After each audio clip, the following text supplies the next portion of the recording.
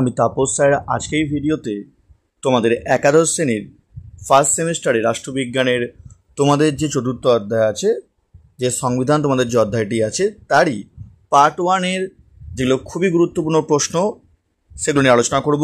সেটা আগের প্রথম অধ্যায়, দ্বিতীয় অধ্যায়, তৃতীয় অধ্যায় দেখোনি, তোমাদের কিন্তু একটা প্লেলিস্ট করে দেওয়া আছে 2025 সালের রাষ্ট্রবিজ্ঞানের ক্লাস 11-এর ফার্স্ট সেমিস্টারে। তোমরা কিন্তু পারলে আগের ভিডিও তোমরা কিন্তু প্লেলিস্টে গিয়ে তোমরা কিন্তু দেখে নিতে পারো। আর যারা এখনও চ্যানেলটিকে সাবস্ক্রাইব করনি, অবশ্যই চ্যানেলটিকে সাবস্ক্রাইব করে রেখো এরকম ভিডিও সবার আগে পাওয়ার জন্য। তো দেখো, তোমাদের প্রথম প্রশ্ন, পৃথিবীর বৃহত্তম লিখিত সংবিধান কোন দেশে লক্ষ্য করা যায়? খুবই ইম্পর্টেন্ট, পরীক্ষা আছে ভারতবর্ষে। সংবিধান হলো রাষ্ট্রের চরম কর্তৃত্বের শৃঙ্খলাবদ্ধ রূপ। এ কথা কে বলেছেন? অ্যারিস্টটল। কনস্টিটিউশন শব্দটির উদ্ভব হয় কোন শব্দ থেকে? কনস্টিটিউট থেকে। সর্বাপেক্ষা দুষ্পরিবর্তনীয় সংবিধান চালু আছে কোথায়? মার্কিন যুক্তরাষ্ট্রে। স্টার মার্ক প্রশ্ন। নেক্সট, লিখিত এবং সুপরিবর্তনীয় সংবিধান আছে কোথায়? নিউজিল্যান্ডে। লিখিত ও অলিখিত সংবিধানের মধ্যে পার্থক্য মাত্রাগত, মূলগত নয়। মন্তব্যটি করেন কে? গেটেল। প্রস্তাবনাকে ভারতের সংবিধানের সর্বাপেক্ষা মূল্যবান অংশ বলে দাবি করেন কে? পণ্ডিত ঠাকুরদাস ভার্গব। এটিও কিন্তু স্টার মার্ক প্রশ্ন।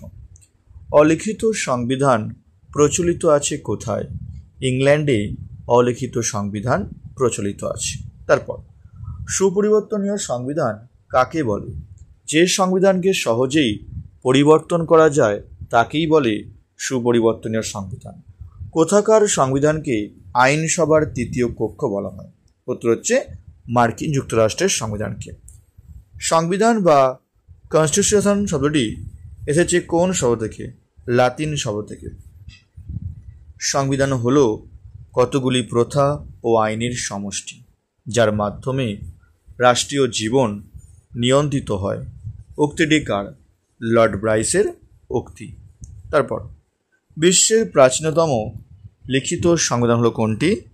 মার্কিন যুক্তরাষ্ট্রের সংবিধান। ক্ষুদ্রতম লিখিত সংবিধান দেখা যায় কোথায়?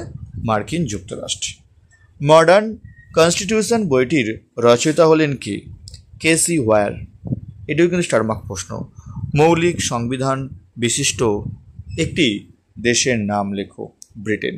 যারা এখনও চ্যানেলটিকে সাবস্ক্রাইব করনি, অবশ্যই চ্যানেলটিকে সাবস্ক্রাইব করে রেখো এরকম ভিডিও সবাই পাওয়ার জন্য।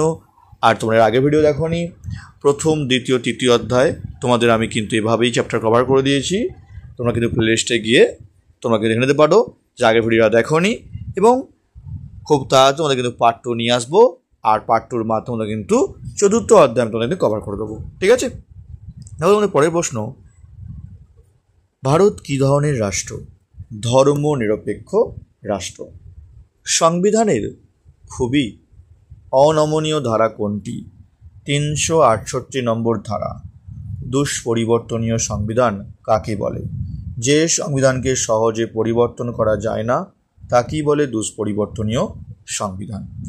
অধিকারের বিল বা the bill of rights pass হয় কবে? 1689 খ্রিস্টাব্দে the bill of rights pass হয়।